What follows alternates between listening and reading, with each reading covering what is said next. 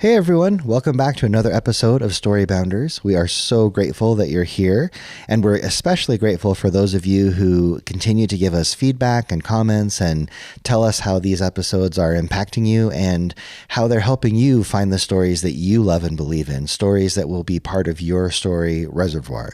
It's been a few episodes since we talked about that, but our very first episode was all about a story reservoir and what that means, which is essentially stories that you collect that you know well that become part of you. They kind of enter your heart and mind, and they're often used as a reference to be able to make good choices or determine direction or to just find comfort or consolation or encouragement at different times in our lives. At Storybounders, our mission is essentially to help introduce you to stories that we love and believe in that might be good candidates for your story reservoir. These could be stories that you actually buy and put into a library, books on a shelf. They might be movies. They might be historical stories or anecdotes or biographies. They might be music. They might be really anything. I have a son-in-law who actually gets a lot. His story reservoir are filled with video game story arcs that he uses in a way that is really helpful for him in choosing to be the best kind of person he can be. So it can be any kind of story that impacts you and influences you. So please, as we go forward in these episodes, remember that our goal here is to introduce each story to you and consider maybe reading that or getting to know more of it. We put references at the end of every episode so you can go learn more on your own and decide if it's something that will fit for you and your situation. These episodes that we're getting into the last few weeks, the one on Pocahontas and John Smith, and today and next week we're going to talk a little bit about the Separatists, the Puritans, or the Pilgrims. They've gone all by all those different names throughout history. We actually recorded these episodes, wrote and recorded them last year when we were going to start our podcast in 2023, but we took a slightly different format. They were a little bit more of a production, a little bit more, voice acting and music and effects and things like that, which were really fun. But we realized that that's really hard to keep up with every week. It's if we want to have high production value, and also our goal was to really help you understand and connect with stories quickly. We want to give you snippets of those stories and our thoughts on them and hope that you can then take it from there. On occasion, we will be able to do some of those more highly produced stories. You can hear that we do a little of that here and there, and we love it. So as we have time, we will certainly do more of that to help you get exposure to and connect with the story. But let us know how you like these different formats, how you like the approach, and if you have any questions or certain stories you'd like us to look at or certain genres, we'd love to hear from you about that. Yeah, so we are very excited about bringing you the story of the first Thanksgiving in the New World in 2 episodes. We wholeheartedly believe in the power of this story to help us find healing, friendship, and peace in a world that's it's full of a lot of conflict and confusion. And we hope this story will bring some more meaning and purpose to our Thanksgiving holiday. And then we'll also be producing another episode for Thanksgiving Day itself. And we'll just continue to tell that story of Thanksgiving in America. So I guess technically it's a 3-part series. You are definitely going to get a full dose of Thanksgiving lore here at Storybounders, but it's only because we believe it's super important to add to our story reservoirs. Yeah, and we've done the same. We have a lot of experience and exposure to these stories because year after year, we've done so much immersive storytelling experiences with these really founding stories, early generation, early American stories that we just love and get a lot of value out of. So we have a lot of content and a lot of experience around this. So you get a whole month of Thanksgiving stories that hopefully are as helpful outside of Thanksgiving as in. Yeah, we just really hope that these stories, a whole month of these stories, will bring a lot more depth to Thanksgiving, which often gets kind of glossed over with Christmas celebrations. And oh my gosh, we love Christmas too, obviously, but we want to make sure that Thanksgiving gets its due. So we just want to give it some time. But we wanted to tell you that in conjunction with our episodes, we're actually planning an Instagram live event where we'll be tasting and experiencing the food that was most likely served and eaten during the first Thanksgiving celebration in the New World. And these recipes actually come from Plymouth Plantation in Massachusetts. It's a replica of the Pilgrim settlement in 1621. So the recipes are actually pretty authentic. We may or may not have costumes. That is something that we haven't quite decided if we want to go that far with it. But I think I've decided. Well, you're not going to be in it, so it doesn't matter. Okay, good. If Steve was in it, there would be no costumes. At least for But me. we are trying to create an immersive experience, even though it's basically video, but we're trying really hard to make it immersive. So we're debating about having costumes, but at the very least, we will have some very nice scenery. The table will be set.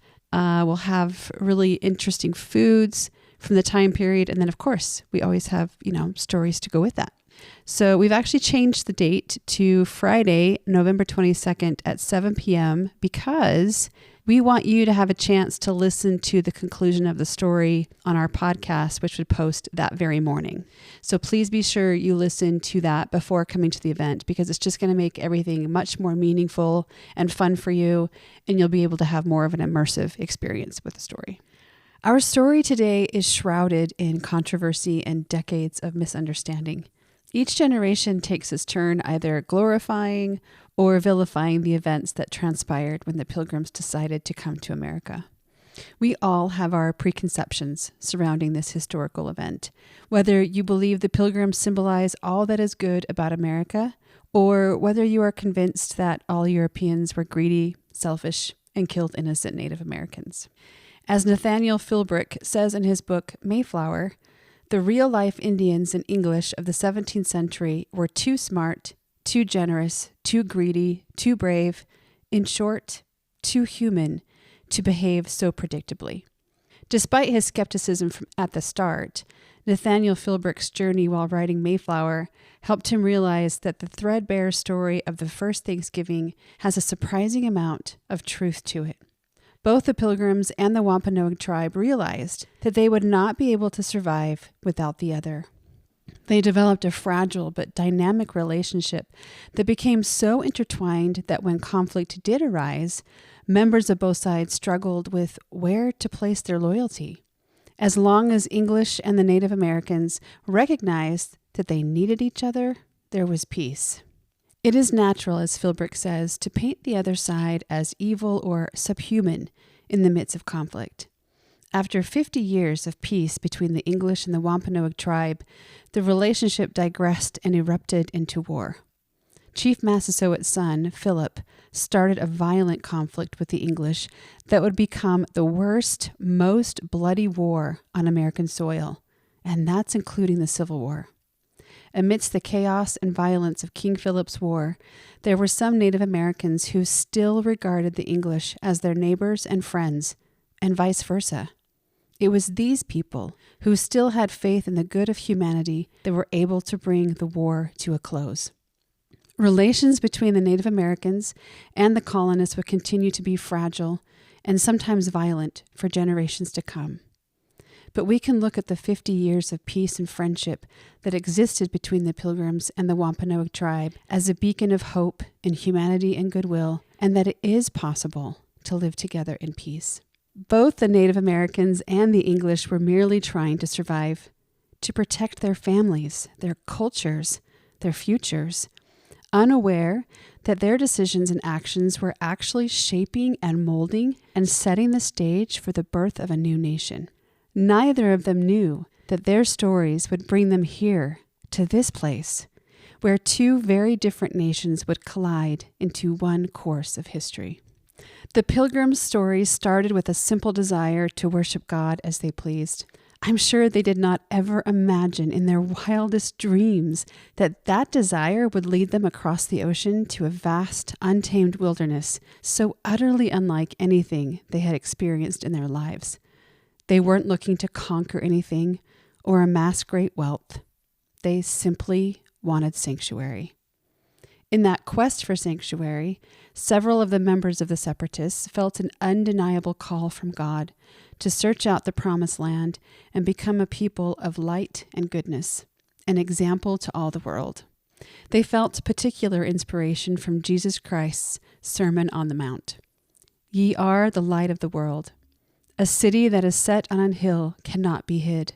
Neither do men light a candle and put it under a bushel, but on a candlestick, and it giveth light unto all that are in the house. Let your light so shine before men, that they may see your good works, and glorify your Father which is in heaven. Though they were far from perfect, and made a lot of mistakes, the Separatists sought to answer God's call to be a light unto the world, to set up a standard for all to follow. Their fervent desire to love God and their fellow men, their ardent love of freedom, their respect for laws, as well as their reverence for virtues like thrift, industry, honor, integrity, and character, continue to serve as a backbone for the American ideal today. Though future generations would twist and corrupt the Puritan way of life into something quite stringent and unforgiving, the Pilgrims sought to create heaven on earth as best as they knew how. They wished to be a lighthouse for the lost and weary. Besides providing spiritual leadership in a world that was largely unfamiliar with religious freedom, their Mayflower Compact set a precedence of democratic government, a government of the people, by the people, and for the people. It was the inception of the framework that would one day become the Constitution of the United States. Much like the Pilgrims desperately needed her shores for refuge, the United States has since continually beckoned, "Give me your tired, your poor, your huddled masses yearning to be free," to millions of people who needed rest from persecution, tyranny, and poverty. With her torch held high above her head, the Statue of Liberty is a physical manifestation of the very creed that brought the Pilgrims across the ocean. She giveth light unto all that are in the house. Millions of immigrants anxiously looked across the ship's edge into the harbor to catch a glimpse of the Statue of Liberty, knowing that she symbolized hope, refuge, and the pursuit of dreams. With all of their faults and shortcomings, no matter what our preconceptions are, the Pilgrims played a foundational role in lighting a candle for the world. Now, let's tell their story.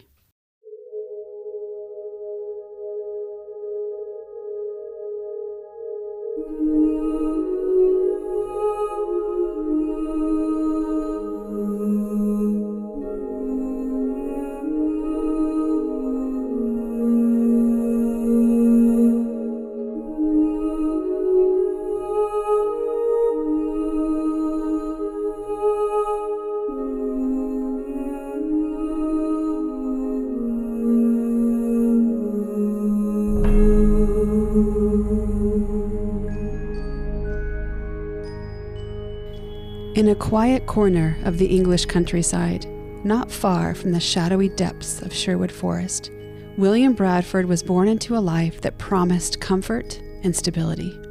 But before his 12th year, that promise had been shattered. The passing of his father, mother, sister, and finally his grandfather left young William orphaned. His only remaining kin were uncles who lived in the tiny village of Scrooby, mere miles away, but seemingly worlds apart for a boy who had already endured so much loss.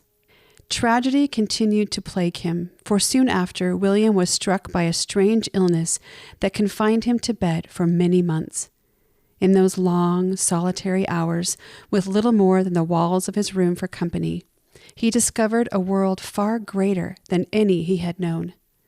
The Geneva Bible became his constant companion, its words a light in the darkness.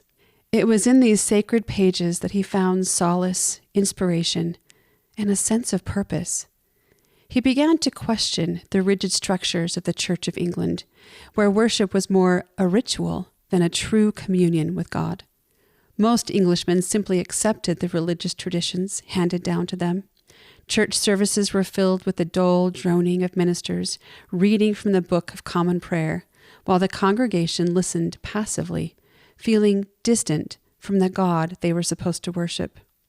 But to young William, this felt like a hollow ritual, lacking the warmth of a personal relationship with the divine. He yearned for something deeper, something that would allow him to reach beyond the formality and find the God who had comforted him in his darkest hours. In the village of Scrooby, where the air was thick with the scent of rain-soaked earth and the soft murmur of country life, Bradford found a mentor in William Brewster. Brewster, who served as the postmaster, was no ordinary village official. Beneath his unassuming role was a man of deep conviction and wide experience, a man who had seen more of the world than most in that small village could imagine. Brewster's home, Scrooby Manor, became a sanctuary for those seeking religious freedom. a place where the seeds of rebellion quietly took root. Brewster's visits to the bedridden Bradford were at first gestures of kindness, but soon they deepened into conversations about faith and freedom. Under Brewster's guidance, the young Williams' resolve grew, and together they dared to dream of a life free from the constraints of the English Church. But such dreams came at a cost. To dissent openly was to risk everything. King James was unrelenting in his persecution of those who would challenge the Church's authority, branding them as rebels and heretics. Not only did he view those of unorthodox preferences as a threat to the peace of his kingdom, he also refused them permission to leave the country. In those early years, the Separatists were united not just by their shared beliefs, but by a deep and abiding fear. They knew it was only a matter of time before they were discovered. The walls of Scrooby Manor were thick, but not thick enough to shield them from the growing suspicion of neighbors who whispered of treason and rebellion. Yet for all the danger, there was an unspoken resolve among them. They were driven not by politics or ambition, but by the conviction of their faith. The decision to leave England was not made lightly. For simple villagers who had never traveled beyond their parish, the thought of fleeing to a foreign land was almost unthinkable. Yet staying meant the slow death of their beliefs under the weight of conformity. The choice became stark: stay and face imprisonment, or leave behind everything they had ever known. With heavy hearts, they set their sights on Holland, a land known for its tolerance. The journey was fraught with betrayal. Their first attempt to flee ended with their leaders in chains, delivered by a captain they had trusted. Months of imprisonment wore on their spirits, but not their resolve. In the dead of night, they made a second, desperate attempt. Running through the dark countryside, like scared field mice, they managed to make the shores of the river and meet their boat and captain.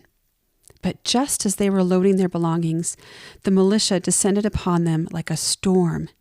In the chaos, the captain, fearing capture, set sail abruptly with only the men aboard, leaving the women and children stranded on the shore. The anguished cries of separation echoed across the river, a scene that would haunt them all. For months, families were torn apart, clinging to hope that they would be reunited. Eventually, the congregation were gathered into one fold in Holland. In the bustling city of Leiden, they found a period of peace. Here, among the tall gabled buildings and the maze of canals, the Separatists thrived, enjoying the religious tolerance that Holland so generously offered. But with freedom came new challenges, which seemed to only forge stronger resilience, character, and bonds with each other. However, the relentless pace of life in the city took its toll on these simple farmers, weavers, and tradesmen. The work was hard, and the cost of maintaining their English identity was steep. The children especially were quick to adopt Dutch customs, and it pained the elders to see their English heritage slipping away. For William Bradford, now a young man, Leiden was both a blessing and a crucible. He had found love, marrying Dorothy May, and their son John brought light into their lives. But even as he built a life in Holland, Bradford could not shake the feeling that this was only a temporary refuge. The constant struggle to make ends meet, the fear of losing their English identity, and the pressures of the city weighed heavily on the Separatists. Growing civil unrest seemed to creep ever closer to the doorsteps of their peaceful sanctuary. The Separatists tirelessly worked to create a utopian environment for their flock, but it did little good when they ventured outside their village. Holland's changing temperament led to an intense debate amongst religious leaders, resulting in violent protests. An angry crowd almost killed a member of the Separatist congregation with hurling rocks. Additionally, as a result of an expiring treaty with Spain, fear of a siege descended upon the citizens of Leiden. Frankly, the Separatists no longer felt safe in Holland. They could feel the generosity of their host nation waning and turning to resentment.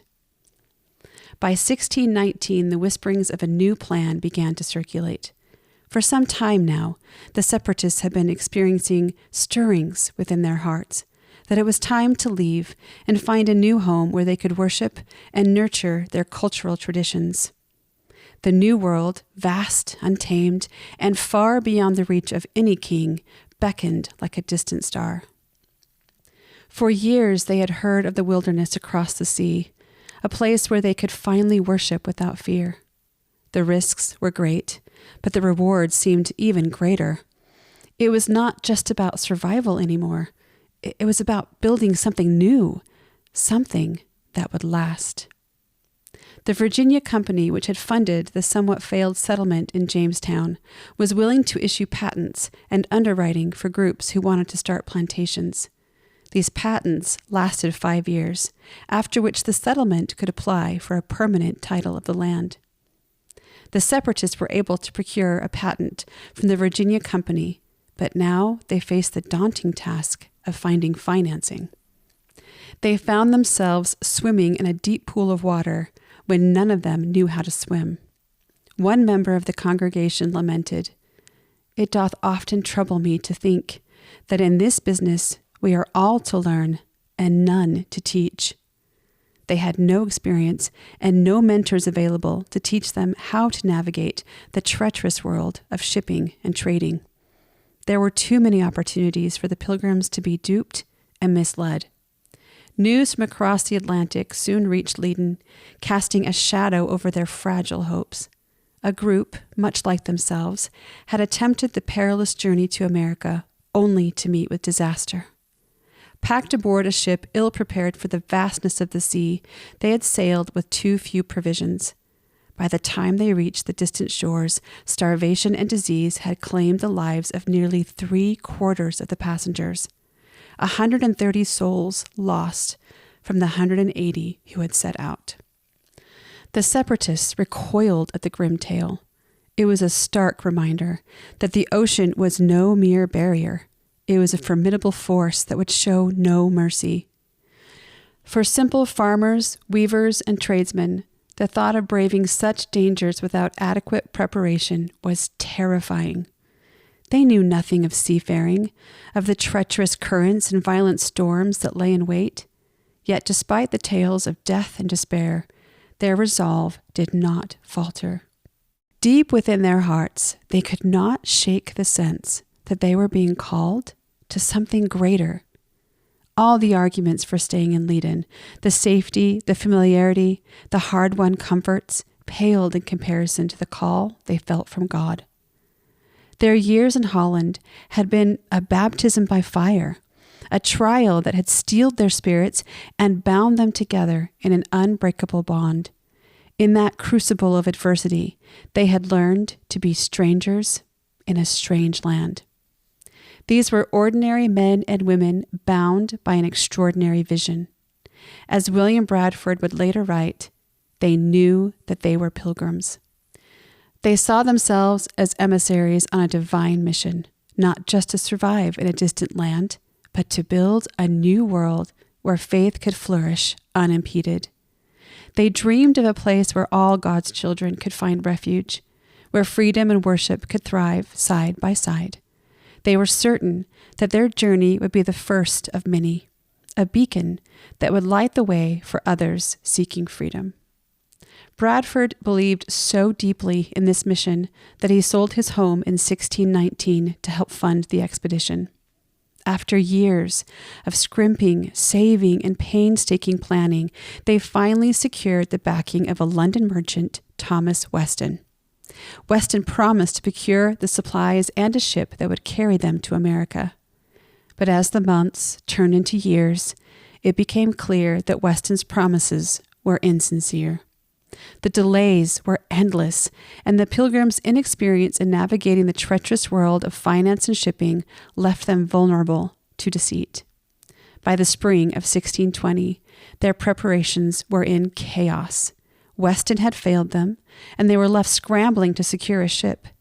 In a flurry of last-minute negotiations, they managed to charter the Speedwell.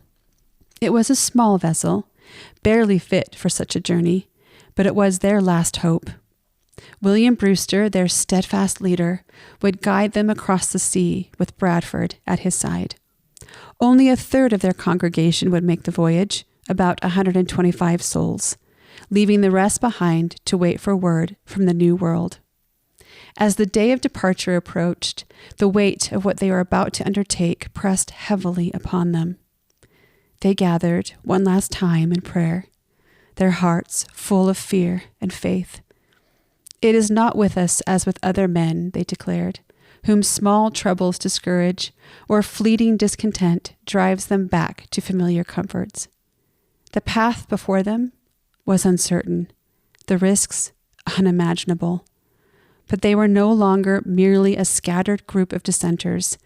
They had become a people of purpose, a body knit together by trials and tribulations, and there would be no turning back.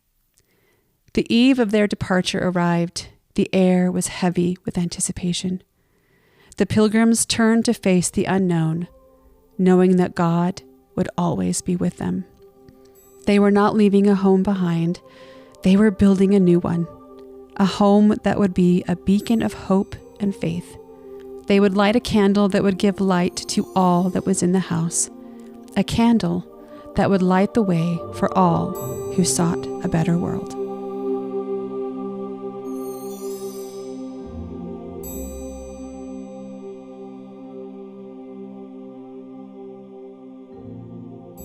Well done, babe. Quite the cliffhanger. That's really nice. It totally is a cliffhanger. It is a pilgrim cliffhanger. I like it. And I really do, as we said at the beginning, this part of history and these stories, so worth looking into and trying to read and understand primary sources and journals and historians and scholars who have a objective outlook on trying to really understand what was happening with the humans that lived and all of their, nobility and all of their disappointments and weaknesses, to try to understand what really brought this together and to be inspired by the parts that are noble and moving, which I think this story certainly has those elements. Yes, I think that's one of the points, especially, so we take a lot of our information from Nathaniel Philbrick's book, Mayflower. And that's one of the main points he makes in the introduction of his book, is that this is a story of humans. And so often we try to categorize the groups of people that are in this story. Not only do we try to categorize them by whether they were good or bad, but we try to categorize them by, our expectations from them, our preconceptions. And he talks about how all people have all of those attributes within themselves, and they can choose whether to behave badly or whether to behave in a good way that's actually helpful and beneficial. So I loved how he said that. It really is the story of humans. Yeah. And I think that's so important. We brought a little bit of that out last episode where we talked about Pocahontas and John Smith. And I think we even had gotten into a little bit, how opposite sides can view each other. You had mentioned that comment, I think, from Philbrick about how it's really easy to demonize your enemies, quote unquote, or the people on the other side, or the people that are opposed to the thing that you're really after, especially the more important it is to you. And I liked that quote from Lincoln about how he tried to remember that had he been born in the South and had he been raised as a plantation owner, he might have felt the same way the Southerners did, to try to really empathize with that and to say, well, I understand, and yet we've got to move forward on this because it's so important, But I think he generally tried to find common ground, and that's what good historians do. I think good historians that are objective go in saying, well, I know everybody involved is human. They all have weaknesses. They all have strengths. Let's look at it fairly and try to tell the story as factually as we possibly can based on the information that's come down to us. Right. I really loved, too, what he said about the idea that he was surprised that the story he knew before he started the research actually had some truth to it. Like, it wasn't just a fable. And I think that's really important for us to remember when we study history and when we hear any story, really, but especially historical stories, is that sometimes the short version that we tell ourselves or that we've heard for years does have kernels of truth to it. And that's important for us to rely on, to be able to say, if you find it inspiring, there's probably good reason for that. And if you find something in it that's troubling or offensive, there's also probably good reason for that. But know your history. Go to the sources and look at it and try to judge fairly, Yes, I totally agree with that. I think we need to be so careful, and this is really for all of us. When we approach stories like this that can be shrouded in controversy, to be very careful about not throwing the baby out with the bathwater, because there are kernels of truth in these stories. And because what happens is, because there are bad things that happen in these stories, we tend to get embarrassed by them. And so we want to like shirk them or put them aside or put them away because we're embarrassed that those bad things happened. But rather than being embarrassed, let's look at it. Let's look at the good things that happened. Let's celebrate those things. And then the bad things that happen, why don't we talk about those things and learn from them and grow from them? And hopefully some of that, embarrassment can go away. Yeah, you don't have to whitewash the mistakes. You just have to learn from them. We kind of talked about that last week. Yes. And interestingly, I think a helpful way of looking at history is to compare it to fictional stories. We love heroes in our stories, but I can promise you that if there's a story, if you think of your favorite hero, that hero is necessarily flawed. That's why they're the hero of your story. Mm-hmm. If they were perfect and always did everything right, honestly, the story would just be boring and it wouldn't get any traction. We like all the stories because we like when the characters we can empathize with, oh man, that was really hard to overcome and they did it anyway. And that's how I want to be. That's what a hero does. So if we remember that that's heroic in our eyes in fiction, then we can be a little more forgiving maybe in fact or historical narratives, because those weaknesses are part of what make them heroes too. And it's okay to take it all and to learn from it and to say, these things they did so well, these other things they didn't do as well. Mm-hmm. Every time I think about the Puritans, it's an interesting idea because in the story we're telling now, they're sort of the underdog, right? They're on the side of like the oppressed and the persecuted, and they've got to find some space for themselves to live and be safe. And so that resonates. But in other contexts, like I think especially of the Scarlet Letter and some of the contexts after that, there's also an element to Puritan society that once they're established, they become dominant. They become restricted. Well, the future generations definitely took the Puritan faith too far. Yeah, well, at least some of them, right? Right. I mean, they're human too, right? Yeah. I mean, they had settlements that were definitely very rigid. Yeah. And and that would be hard to live in. Definitely. And it's interesting because the story of the early American colonies is partly the story of these societies setting up and then people a generation or two later feeling like, now I'm the separatist, so I'm going to Rhode Island or I'm going to Vermont or I'm going somewhere else, Virginia, because I need the space to do it my way. And that's really important to the development of our country, this idea that early on we recognized we all need space to make our own choices, as long as those choices are within the bounds of, you can't murder or steal or do those things that are really affect the innocent or those around you. You can't manipulate and take advantage. Those things are not good. But living your life the way you want to live it in all other respects is very important. And then we get this idea of all these diverse voices, different ways of living coming together, which helps all of us be better in the ways we're choosing to live, which is a huge part of the American story and a very significant part of the founding of America and the structure of our government and the Constitution. Yeah, so historically speaking, wasn't it the state of Rhode Island that was kind of like the refuge or the place where people that didn't want to follow the Puritan way of life, they like kind of escaped to Rhode Island or something like that? Yeah, it's Roger Williams was a minister, I believe, who was literally, I don't know if he was excommunicated, but he was invited to leave the Massachusetts Bay Colony because of the way he interpreted his Bible and his scriptures and his Christianity.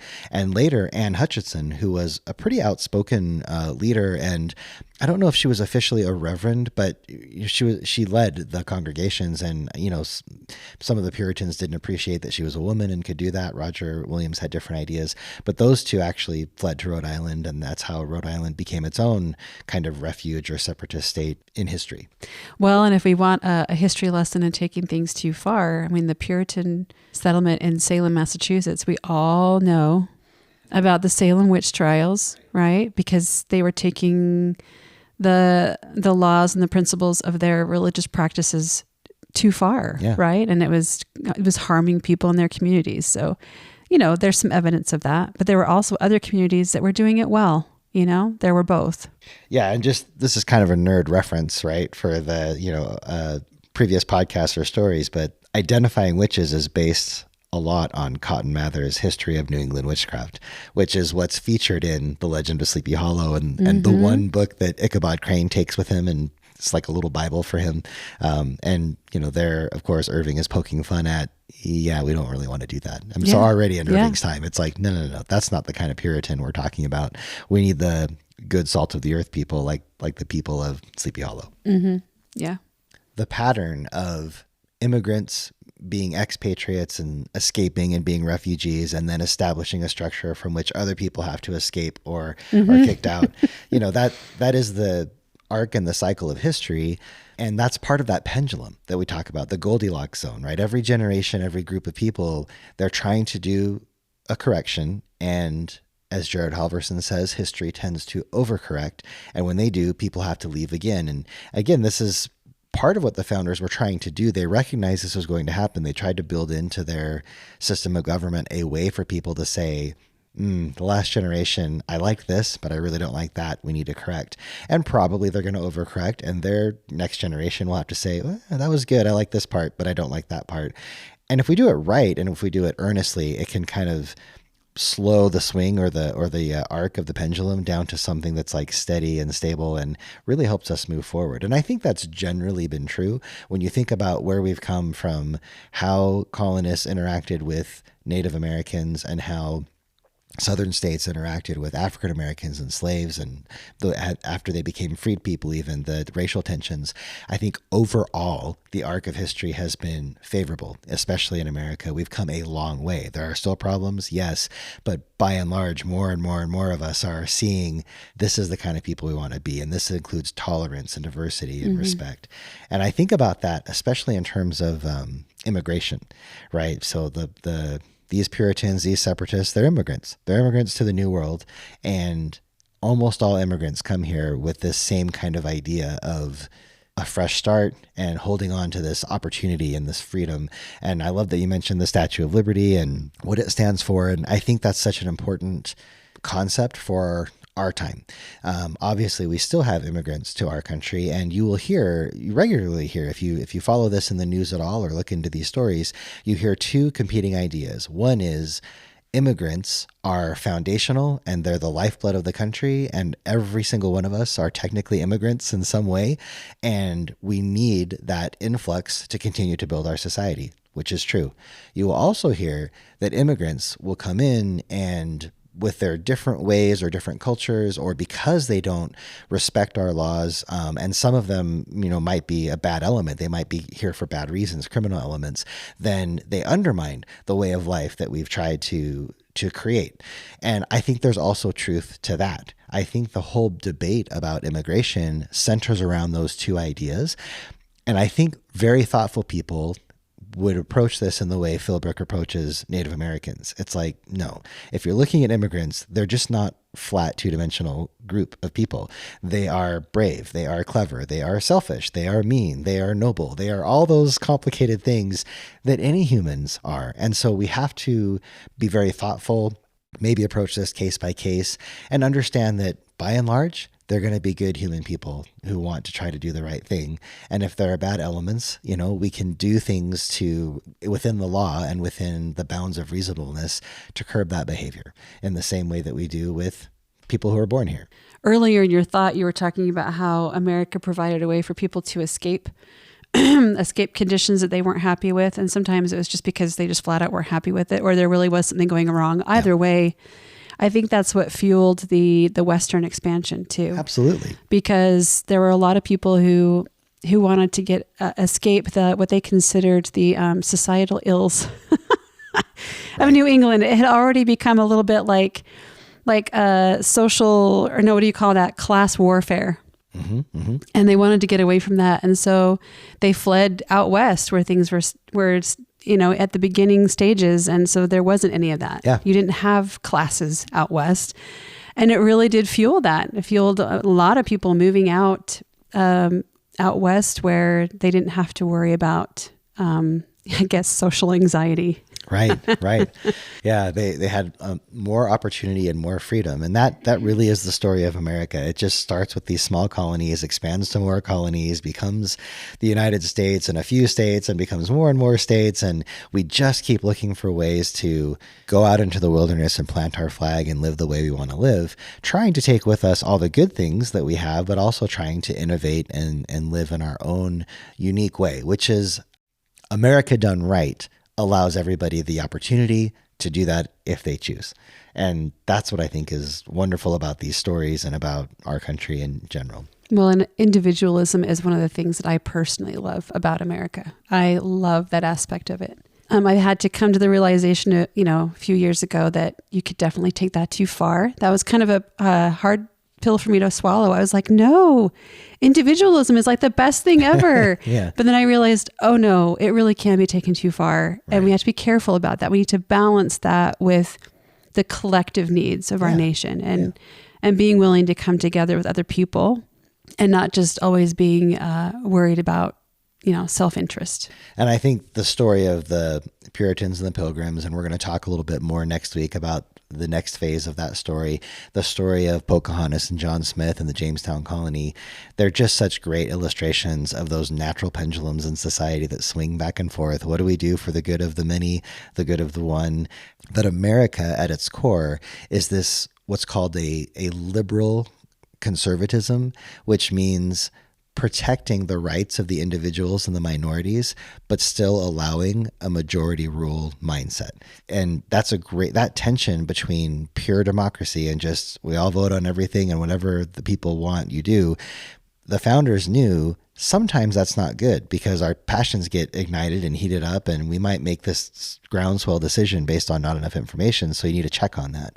But at the same time, what you said, we'll protect minorities, we'll protect individuals, but you also can't have the tyranny of the minority, so they have to have a respect for what's good for the whole society or good for the whole community. And almost every political issue we ever decide is based on those two things. And if you can remember that and try to find the good parts of both sides of the argument, you can usually get to a good compromise. If you just stick on one and that becomes your flag. Stake your claim. It becomes much harder. Yes, I agree. Yeah.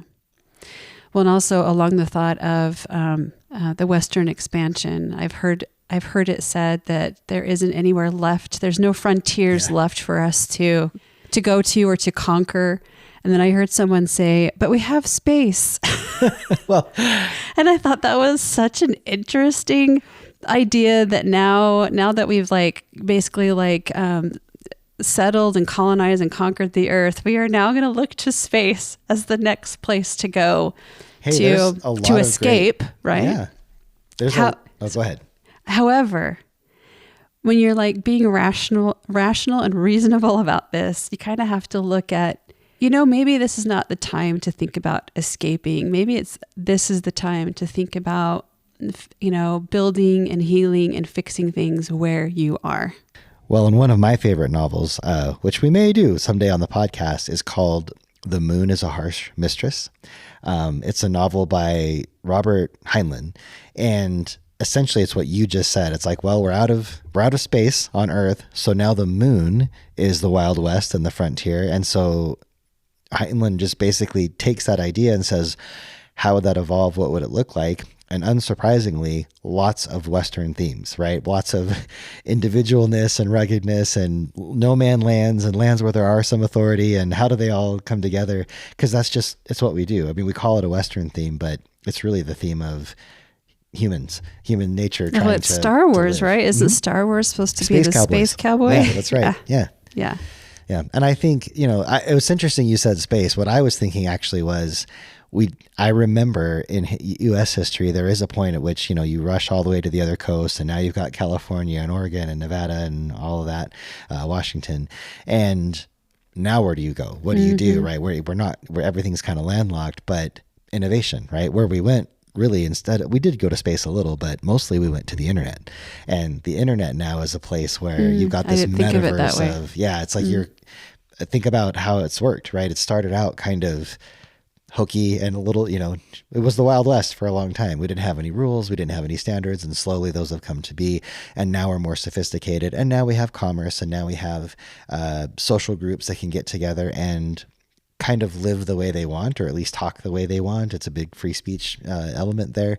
And that, though, you see the same kinds of stuff play out. And I think that's important for us. We keep carving out spaces. And I think the internet's been a blessing in that sense, because if nothing else, you could probably carve out some space there and find some people who agree with you.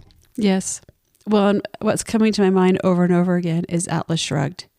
And it's John Galt, right? Yep. And how they carved out some little piece somewhere. I forgot even where it was, where I think Colorado. They developed their own little community where they were able to do their own thing and have their own rules. And I thought, well, I mean, I guess if you have the money, right?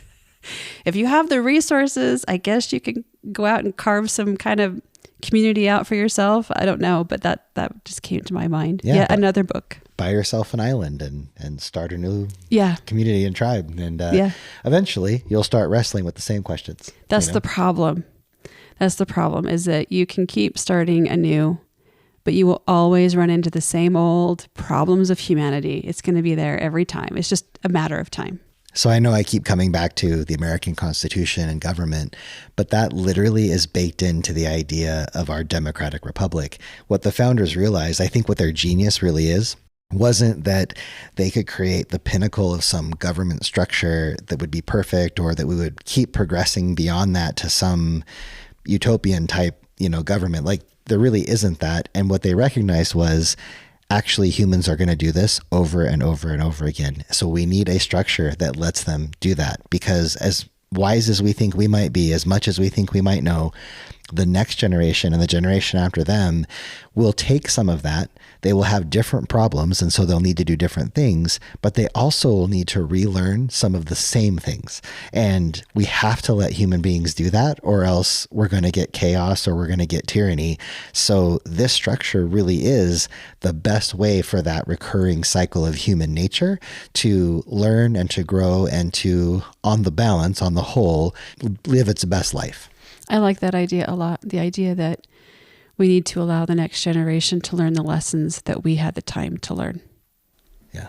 Like, we were allowed the space to learn those lessons. Exactly right. And the next generations need to be allowed to learn those too. I guess we could wrap this back into the idea of presentism, because I was just thinking that we need to allow that same patience and empathy for the generations that came before as well. And realizing that they had to learn lessons. They were not going to be perfect. They didn't know what they were doing, and they were doing the best they could, and allowing them our patience and our mercy. Right. And that's definitely applied here with this story of the Pilgrims. Yeah, I agree with that. That's one of the wonderful things about the breadth and depth of reading and exposing yourself to historical information and journals and narratives and fictional information and even news media. They give you different perspectives. And if you can keep in mind this idea of being patient and being as empathetic as you can with others' points of view, and trying to see those kernels of truth and the seeds that are good in what they're trying to do, you'll just find so much that will inspire you and so much to compromise on. It's a great way to live. It's not easy to do, but I think this is exactly the right thing for us to do as humans. And I think it aligns so perfectly with the Christian gospel message of love your enemy, do good to them that use you, as well as love thy neighbor as thyself. That at the heart of that is this idea of try to assume that people are good, try to assume that they have some good ideas, some reason and some logic and some experience and some sincerity and genuineness that really is driving them. And if you can do that, you're going to find a lot more common ground and a good way forward, usually. Absolutely. And I think one of the things that all of us are desperately looking for, especially today, is peace, right? Just peace in your mind and peace in your heart, and just feeling that turmoil and that anxiety just kind of melt away. And that can definitely happen if we will apply this principle of loving your enemies and loving your neighbor, and also just being really patient and empathetic for those who are living today, and those who lived in the past. I really think that's going to bring a lot of peace. Yeah, and we can take a lot from their examples. You had mentioned that idea of them being a light on the hill or a light to future generations, and they really are that, as are so many of our ancestors and our forefathers. This is one of the things that's great about building a story reservoir. You could literally pick any culture, any land, any time period, and I promise you will find a few stories that resonate with human nature and resonate with your soul and make you feel like, yes, I want to follow that and be better, and I can apply that, which is the power of stories that we love and believe in. Absolutely. So years after the Pilgrims landed in the New World, William Bradford would actually write his experiences down in a book that he entitled Of Plymouth Plantation. Somehow, this manuscript found its way to a bishop of London's library at Fulham Palace, and it remained there for years, like unnoticed and unremembered. And it was actually through a series of accidental discoveries that the book was located by some Bostonians. And I'm actually going to bring in Cotton Mather to this because a Bostonian was in an antique bookstore. They were just thumbing through some things and they happened to come across a book written by Cotton Mather. It was not the New England Witchcraft, but something else. And it happened to have a little excerpt from Bradford's Of Plymouth Plantation in there. And the Bostonian was like, where is this book? Like, what happened to it? Well, somehow they managed to figure out that it was actually in London. And so they were able to go locate the book. The manuscript was copied, and then they published it in America in 1856. Now, this is just a few years before the onset of Civil War. And remember what kind of temperament the country was in during that time. A little bit. Yeah, there was a lot of bitterness, a lot of anger. But the public actually rallied around what can only be described as like a much needed return to the stories of our national origin. People were just so ready and willing to be reminded of their heritage, and it ended up being a total sensation. So the original manuscript remained in London all the way through the Civil War and its aftermath.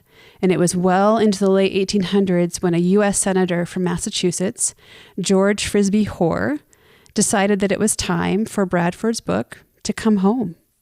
So he went over to London. He worked through the proper channels, and he finally brought the book back to New England in 1897. And it is because of Bradford's detailed writings that we know so much about the early days of America and the pilgrimage of this little band of separatists. So although I do believe that Bradford was an honorable man, he was still guilty of having bias, just like we all do. So his account should be taken with a grain of salt. There has been a lot of information that's come forth from the Native Indian tribes that would have interacted with the Pilgrims during that time. And this has been extremely helpful in painting a whole picture of the story that transpired in 1621. And of course, we only told half the story today. So we invite you to come back to hear the inspiring conclusion. And as hard as we have worked to illustrate a really beautiful story for you to be inspired by, we could only give you the tip of the iceberg. This story is so rich with detail about relationships, honor, deceit, betrayal, forgiveness, patience, and love. It's as complicated as humans prove to be. It would be wrong to take the story and categorize it so starkly as being a bad story or a good story, because it has both. So for me personally, I absolutely believe that the Pilgrims were inspired by God to come to the New World. I believe that this claim is 100% real. I believe that God had a wonderful plan laid in store for this land, and the Pilgrims were just one of the groups led here by his hand to participate in his plan. And this does not mean that I believe the Native Americans were bad and that they weren't loved by God. Not at all. The Native Americans absolutely played a role in this plan. And it's just a shame that colonists and Native Americans couldn't figure out how to coexist and work together, because I believe we would have been a better nation for it. But even though colonists failed in building a lasting relationship with the Native Americans, the natives still greatly impacted our identity as a nation. Our destinies became intertwined the day the Pilgrims set foot off the Mayflower. The story that transpired during that 50 years of friendship became the cornerstone for what would become the melting pot of the world, a place where anyone could come and find freedom and refuge from the storm. It has not been perfect. It has not been easy, but it has offered the best hope for the future of mankind, and for that we can be grateful. So if you really want to know the whole story of the Pilgrims, the Mayflower, and the Wampanoag tribe, then we strongly encourage you to read Nathaniel Philbrick's book, Mayflower. You will not find a more comprehensive, fair, and beautiful rendition of the Pilgrim story. It's definitely one that you will want on your library shelves, and you will want it in your hearts and minds. Many of us struggle with our identity as Americans. We might even be embarrassed about our past and the mistakes we've made. But I think truly knowing and understanding this foundational story will help us see more clearly who we are and that we can be proud of being American, despite our faults. We encourage our listeners to embrace this story rather than shirk from it, because we can find plenty that is good to emulate here and also learn and grow from the mistakes. We sincerely hope you will choose to add this story to your story reservoir. We are so grateful that you joined us today. We hope you feel inspired and edified and maybe even rejuvenated. Please join us next week to hear the rest of the story. Until then, goodbye.